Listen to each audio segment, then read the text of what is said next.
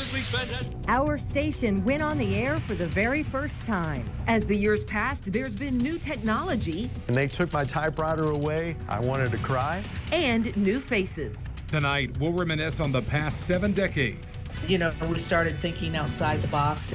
As we continue to bring you the stories that matter most here in our region. Might help if I put on my mic here.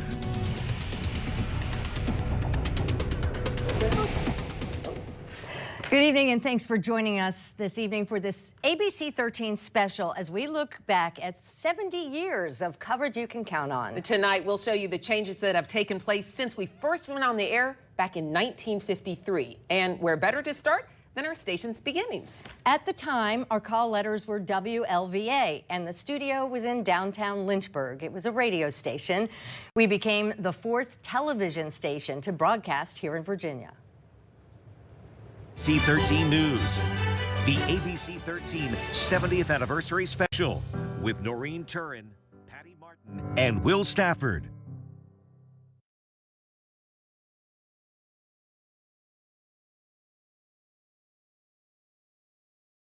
That is definitely not your average trip to a Waffle House. The WSET you know today is very different from what first hit the air in 1953. Well, hello, welcome to this week's fantastic. What was then WLVA-TV was a CBS affiliate, and the studio was on Church Street.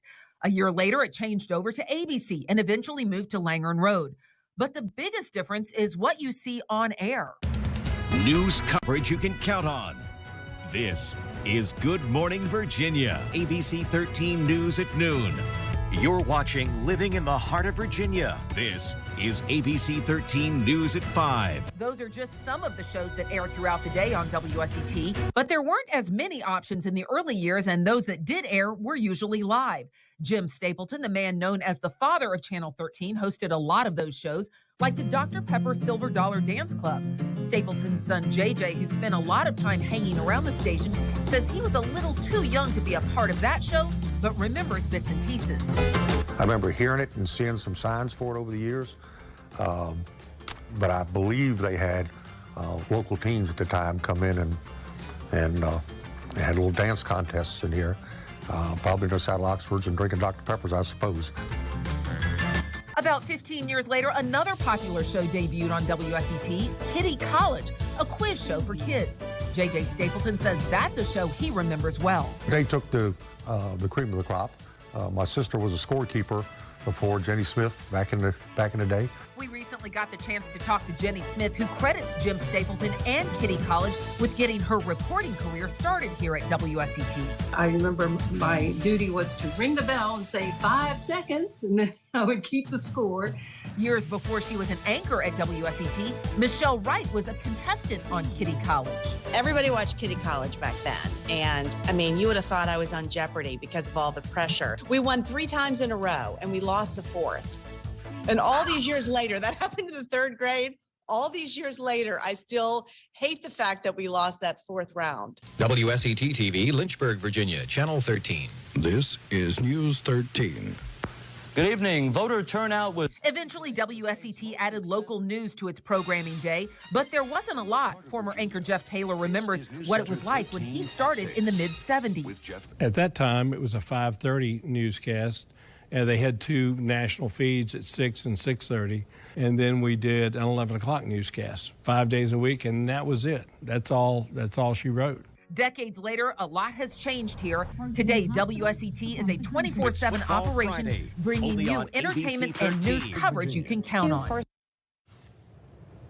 Well, our broadcasts have made it into many of your homes over the years, and a good number of the people you watch reporting the news each night started as viewers just like you. One of them is our very own Will Stafford. And Will, you were able to catch up with a number of our local co-workers, past and present. Yeah, that's right, Noreen. And there are quite a few of us at WSET where our first interaction with the station was by doing exactly what you're doing right now, watching us on TV. Hayden Robertson, Kelsey Childress, Rachel Branning, and I all grew up here in the heart of Virginia, and it's not a new tradition. Other familiar faces through the years, like Jeff Taylor, Dennis Carter, Michelle Wright, they all started out as viewers.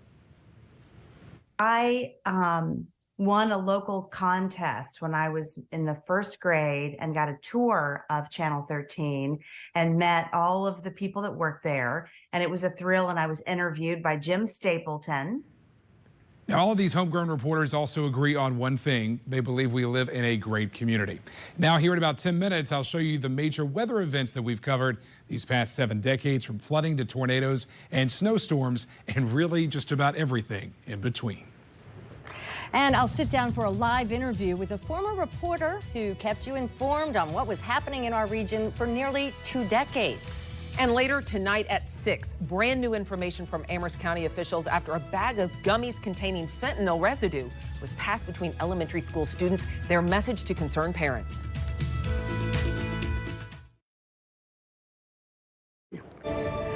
Welcome back to our anniversary special, and I'm now joined by WSET alum Libby Fitzgerald. A lot of you in the Lynchburg community know Libby, but some of you didn't know that she started here at WSET. And Libby, it's really funny how you got your start here. You came to do a promo, a PSA, right? Yeah, it was funny, Noreen, because we had moved to Lynchburg in 1971 from New York, and to my husband to set up a medical practice. And I had no intention of working because I had 3 tiny toddlers at the time. But I came to tape here a promo for the Fine Arts Center, which is the precursor to the President Academy Center of the Arts. And a friend of mine asked me to do it for them, and the station manager was there at the time, and I guess he thought that I was poised enough before a camera, because most people are so frightened of cameras and live, taping. And I guess it was because my life was in politics. My father was in Congress, and I was in politics and campaigning in political circles all my life, so I was at ease with it, And so he said, would you be interested in doing a noontime talk show? And I was just thrown for a loop. I had no intention of doing this, but it's so exciting, I couldn't possibly turn it down. So I said, okay. And so it was pretty hectic, but very soon we got another gal, Shirley Beam. It was wonderful to help me with it. We would alternate days, because to do it 5 days a week when I had these 3 little children was hectic, So it was only on for a year because we were opposite a very popular soap opera. So it was off the air in a year.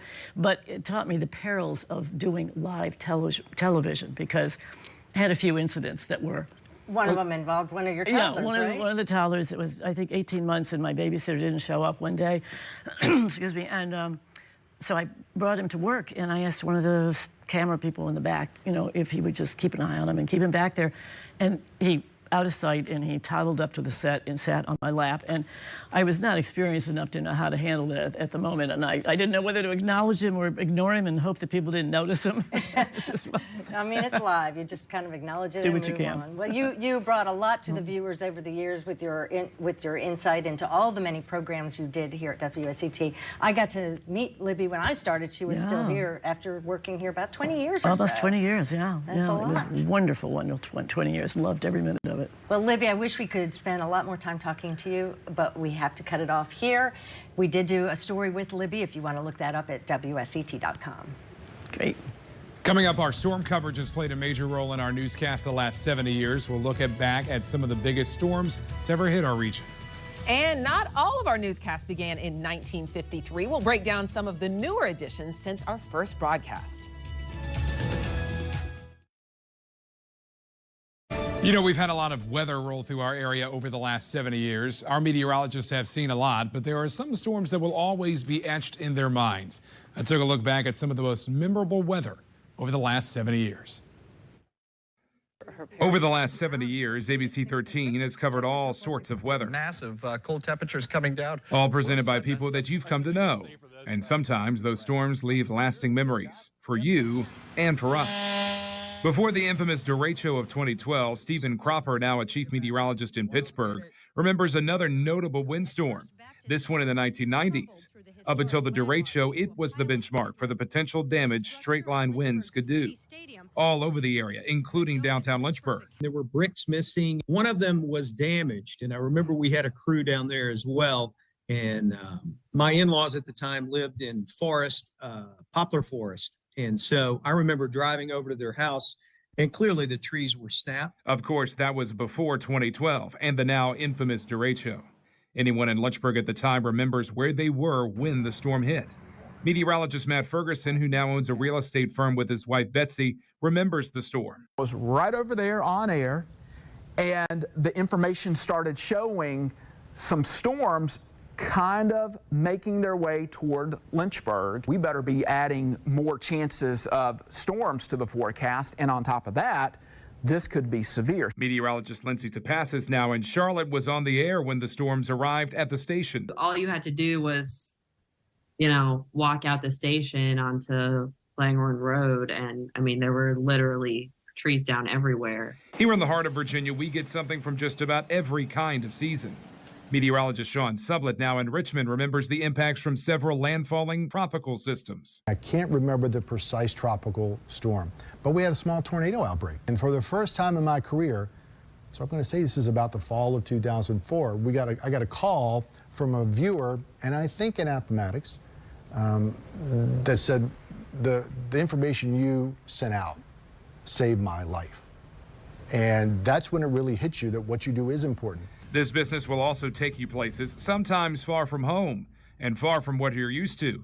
Meteorologist Melissa Lefevre, now back home in Georgia, remembers it was WSET that let her experience her first big snow ever. When you're looking at a map and you're this southern girl from Georgia and you're talking about a foot of snow in your backyard, that was pretty amazing. There are, of course, memorable storms that nobody will ever forget. Hurricane Camille and the deadly flooding in Nelson County, the flood of '85 and its damage to downtown Lynchburg, the night the dam broke on Timberlake and sent a wall of water downstream in the mid-'90s. What occurred on that February afternoon in Evergreen in 2016, and the storm that brought damage to Timberlake Road and destruction to Elin in Amherst County just 2 years later. Weather is always changing, and we're always changing right along with it.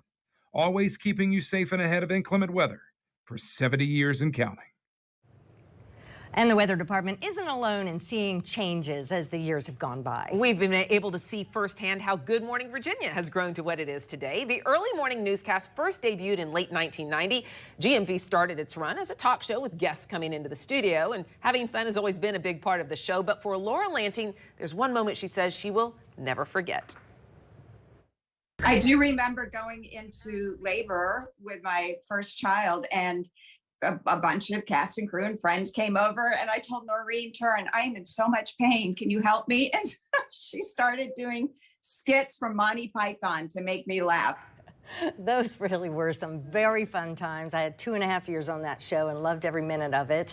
Over the years, there have been a lot of changes and a lot of hosts who've all made a really big impact on GMV, including Patty, of course. No matter what, though, Good Morning Virginia continues its mission to bring you what you need to know to start your day off right. All right, well, if you were in Central Virginia in the 80s, then you know these faces. One brought you news, the other had your sports highlights. Both recall how the technology boom completely changed the way news is delivered. We continue our stroll down memory lane, taking you back in time to see where it all started and where some of the names you may remember are today. I caught up with two former employees who saw a lot of changes in their time here. Tonight on News 13, if you've been a longtime viewer of WSET, no doubt you remember these two faces. Former anchor Michelle Wright and former sports director Dennis Carter both started at the station in the early 80s. I actually came up and did some weekend sports anchoring in 1982 before I got a full-time job here in 1983, in August of '83. I came to WSET as an intern, and I was super excited. But the newsroom Dennis and Michelle walked into looked very different from today's. Back then, we had electric typewriters, and throughout the day, that buzz of the electric typewriters would get louder and louder and faster and more intense. When they took my typewriter away, I wanted to cry because we were going from typewriter to computer, and I'm not technologically savvy at all. Before moving in front of the camera, Michelle was a producer behind the scenes. Today, those stories you see during our newscast come straight from a computer. But when Michelle started, it wasn't that simple. Everything was on tape. We had to get that final tape out of the machine, sprint down those spiral staircases, down to where all the machines were. Then you had to wait for the previous tape to eject, which sometimes took 5 or 6 seconds, which felt like an eternity. Now you don't have to worry about any of that. Another big change? Cameras. The cameras our videographers now use weigh around 12 pounds, and everything they record goes onto a small video card. But when Dennis started, he had a much larger load to carry. We'd go out to a football game and you would have your camera on your shoulder, but you also had to carry a deck, a record deck with you. So you're trying to run up and down the field and you've got this big old record deck, you've got a camera on your shoulder. It was a challenge. Another big advance, getting video back to the station. No more bouncing signals from tower to tower. Today, satellite signals, cell phones, and email make it easy for us to get the story and get it out to you quickly. Michelle left WSET in 1994 and headed north, where she continues her TV career. Well, now I'm in Pittsburgh at the ABC affiliate here, and I anchor in the mornings. After he retired from WSET in 2019, Dennis decided to stick around the area. Still a little bit involved in sports now. I'm working at a radio station in town, WLNI, on a sports talk show with Rich Roth. So that allows me to stay connected with sports a little bit. It's a lot different than my job that I had here at the television station. Our 70th anniversary special continues next at 5:30. We are reaching into the vault and reintroducing you to some familiar faces to the community, the impacts they've made in Central Virginia and beyond. And later, serious concerns from Amherst County parents. Several elementary school students ingested gummies from a baggie that tested positive for fentanyl. What we're learning about the 2 arrested in connection.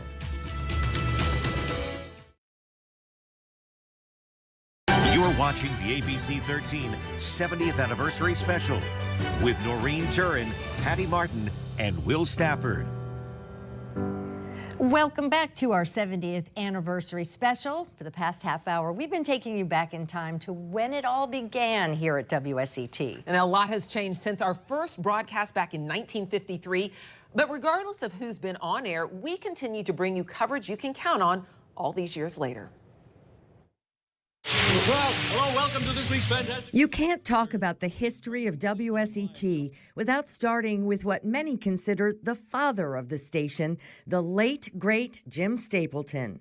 Stapleton moved from New York to Lynchburg for a job at WLVA Radio. But when the owners added the TV station in 1953, his quick wit and playful personality made him a perfect fit for this new medium. It was very, very hectic. We were so ambitious, you wouldn't believe it. 5 live shows back to back with one camera. One camera that also picked up the film. So we had to switch back and forth. Do you know how your dad felt about the transition from radio to TV? He was excited about it. I remember, because he had to dress different, coat and tie, and everything got tightened up a little bit. Stapleton's son, JJ, says his father had a different wardrobe for each of the many shows he hosted. Here's Halifax Bundy of Movie 13 City. Well, hello, welcome. He did one called the Cactus Jim Show, where he dressed up as a cowboy and had kids in and told stories. And Stapleton also hosted shows like the Dr. Pepper Silver Dollar Dance Party and the annual WLVA Christmas Party to raise money to pack baskets for the needy. And then Kitty College was probably one of the biggest shows that he ever did here. Had 3rd graders from surrounding counties, schools, Boy Scouts, Girl Scouts. Very, very, very popular. He also did the weather for almost 2 decades. With all that airtime, Jim Stapleton became a household name. Don't look for Sunday afternoon Movie 13, because if you do, you'll see championship. But behind the scenes, he was also a mentor to so many, including one man who went on to become a network anchor, Charlie Gibson. We've had several on-air reporters live with us. So Dad took them under his wing, and I think Charlie lived with us for, I don't know, 3 or 4 years anyway. Well, I got my first job, I think it was 1972, when the wonderful Jim Stapleton gave me the opportunity to become the scorekeeper on Kitty College. And I was 15. And I remember my duty was to ring the bell and say 5 seconds. That young Jenny Smith continued to work at the station for the next 7 years. Through her graduation from Lynchburg College, she soaked up everything she could learn, starting with an old film camera. They would send me out and go, okay, go get some B-roll for us, or just get a little video. So I would go out with that camera and just gather what information I could, and then I'd come back and write up the summary. Smith became a reporter, did the weather, and anchored on the desk with Stan Jason and weatherman Charles Middleton. Morning, I'm Jenny Smith with News 13 Wrap And Up. she eventually sat beside a man still well known in the community, Jeff Taylor. I started in the summer of 1975 as a master control room operator. Taylor had also been in radio before coming to WLVA, so when he had to jump on air in a pinch one day, his career path took a sharp turn. Well, at that point in time, I became a reporter, photographer, producer, a lot of different hats. When you have a small newsroom, there are a lot of different hats. Jeff went on to anchor the nightly news at WSET for 15 years until 1990, and spent many more years after that in various other roles. He, too, had a strong connection to Jim Stapleton. There's a famous picture of Jim Stapleton with a WLVA microphone, and the station decided to get rid of that, and Jim said, I'll take it. And when Jim passed away, he left that microphone to me, and I believe it still works. But that's not the only old treasure still left from the early days of WLVA. I found this from the original radio station from back in the 50s. There was a microphone that fit in it, but I'd appreciate if you would take it, and he'd be tickled to death for you to have it. Well, because he spoke to you very kindly. He thought a lot of you. And I'm honored. Well, good. Well, over the last 70 years, as with today, the most popular thing people want to know when they watch us is, what's the weather? Don't you get asked that everywhere you All go? the time. What's it going to be this weekend? We're going to go to Will Stafford, and Will, over the last 70 years, quite a few people have given folks that answer. That's right. I first started bringing you the weather back in 2012. I just finished my internship the year before. Thanks to weather conferences and a good old case of Rocky Mountain spotted fever, I got the call to pinch hit. There have been many who have filled those shoes before me, but the tools we now have at our disposal have really changed for the better. Over the last 70 years, you've turned to ABC13 for weather coverage you can count on. When WSET first signed on the air as the TV leg of WLVA radio, they tapped their most recognizable face to be the face of weather in Central Virginia. Even then, weather was still what people wanted to know. Enter Jim Stapleton. Long considered the face of the station and a pioneer of WSET, was tapped to deliver the news that people wanted to hear. We were so ambitious, you wouldn't believe it. Stapleton had no formal meteorological training, but knew enough to present a clear forecast. He also knew who to call. They were more reporters than they weren't necessarily meteorologists. But he'd call people, in the surrounding states, and they all knew each other, and they'd call here. Stapleton and the early prognosticators at WSET also presented the forecast in an entirely different way. No computers, no computer models. It was old school and primitive. They draw the fronts and the snow and the rain and the temperature. Nothing was automated like it is now. As technology came to television, weather was one of the main beneficiaries. In the early 90s, we got our first taste of the advanced computer modeling, and what a difference that made. Forecasting is part art, the interpretation of the data, the knowledge of the community. It's also the science. Not only did this new technology change the way we get the weather data, it also changed the way we present it. Gone were the boards, in was the weather presentation, and this new thing called the green screen. So the ability to manipulate graphics that are already built, at the same time use those graphics to tell the story. Technology also came with bugs, including the occasional clicker issue. Let's give the battery a try. Guess what? We're going to see, the spare clicker. It was because somebody had one of those new cell phones, in the studio, and it was messing up the signal, or a big truck went by. And as technology continued to grow, our weather forecasts became more accurate and allowed us to show you more of what makes the weather happen. Of course, none of this was done quickly. Computing power, even as recent as the 2000s, was still rather slow. If you made a surface map, that had to be rendered out, and again, that took about 10 to 20 minutes to make the map, and then you had to wait an additional 5 to 10 minutes to render it out. In the 2000s, we also got our first taste of social media. This outlet allowed us to give updated weather information outside of traditional newscasts. In my mind, Twitter, in its best form, is a wonderful way to get quick information out to a large populace. Even today, while we still bring you the weather at the times you've all been accustomed to, but now you're never really farther than your fingertips from finding out the latest weathercast. One thing that hasn't changed in 7 decades, our weather team's dedication to you. In Lynchburg, Will Stanford, ABC 13 News. Still ahead, we are revealing some things you might not have known when you're watching through a screen. A testament to the fact that this industry is never boring. Plus, I'll sit down and talk to former sports director Dennis Carter about the changes he saw in his decades here at the station.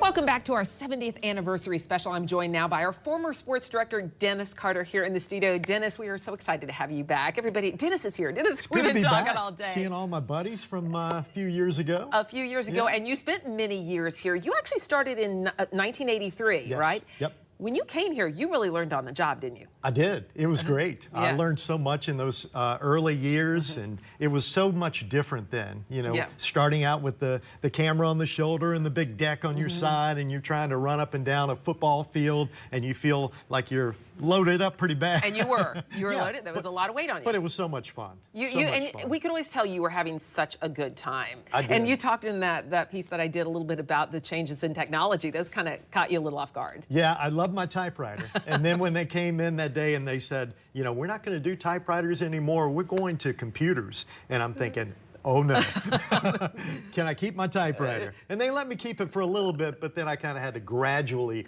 work my way into the computer. But you adapted. All right, there are several Dennis-isms, as I like to call, that we all know about. Let's talk the first one about Appomattox's football team and how that came about, how you talk about the Raiders.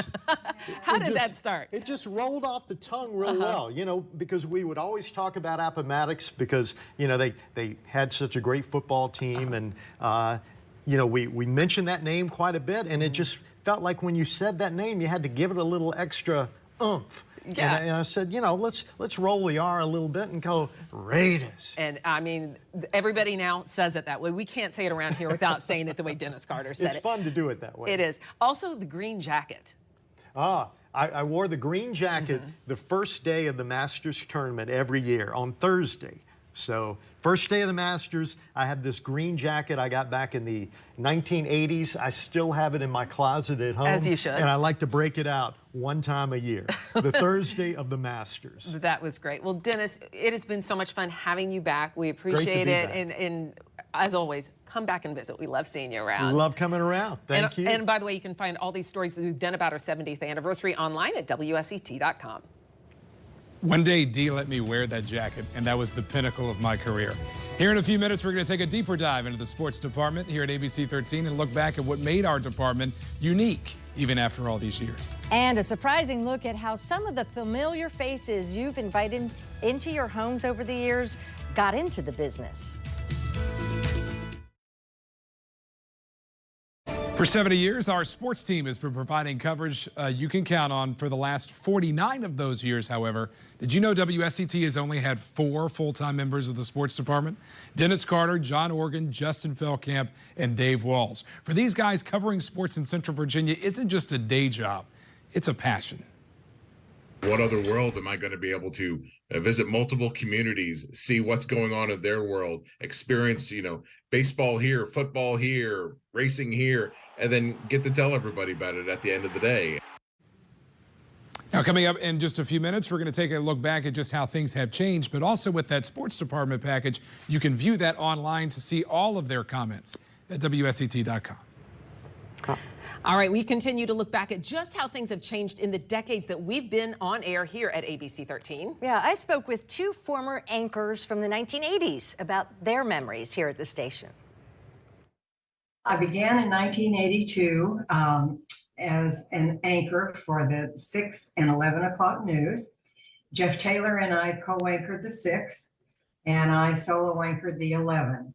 Susan Garrett spent several years on the anchor desk at WSET before transitioning to a weekend talk show. She has fond memories of her time on the set and some of the folks she worked with. Charles Middleton was quite a character, and he would say whatever he wanted to say. Though Susan came to WSET as an anchor, she also got called to report from time to time, sometimes on very little sleep. I can remember Jeff calling and saying, "We need you to come in at 10:30. We're sending you out to interview so-and-so, such and such," you know. Okay. I had just gotten off work at 11:30 the night before. The Eugene Tweedy drug trial comes to a screeching halt. Kim Frazier took her seat on the anchor desk right after Susan from 1985 to 1991. It happened by surprise. She didn't know her agent had sent in a resume tape until the news director called her out of the blue. But right before her job interview, she was critically injured in a boating accident and had to cancel. She thought that was it until the phone rang. And he said, "We're still interested in you." And I said, "You've not even met me." He said, "But we'd love your tape." 35-year-old Kenneth Stewart. Kim got the job, and most viewers didn't know she took her seat at the anchor desk in a back brace with steel rods in her back. I can remember my mom and I going shopping for like blouses that would go over top of the brace and, you know, and then suits. We all wore suits back then. One more witness in the morning. It's been about 32 years since she left WSET, but one of her many memories of her time here includes one that marched on long after she left. We were always worried about is Dennis going to make it? Might help if I put on my mic here. Well, that lasted for decades, just so you know. While their careers changed direction post-WSET, both look back fondly at their time here in Lynchburg. I loved discovering all the neighborhoods and the gardens. It's really a beautiful town. I just really felt at home in Lynchburg. It was a nice sized community. Susan Garrett continued using many of her same writing and visual skills in her career after WSET. She and her husband are retired in Georgia now. And Kim Frazier-Bicola and her family now live in North Carolina. After leaving here, she spent much of her career in sales and still works part-time.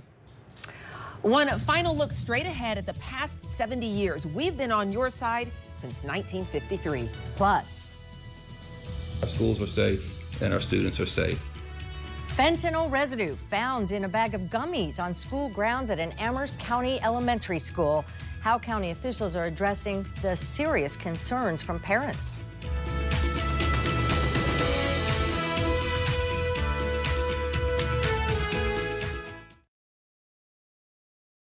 You know what I want to say is that Patty and I have actually been here for about half of the 70 years the station. We were has been very, on very air. young when we started. But you started, you were here when I got here. Yeah.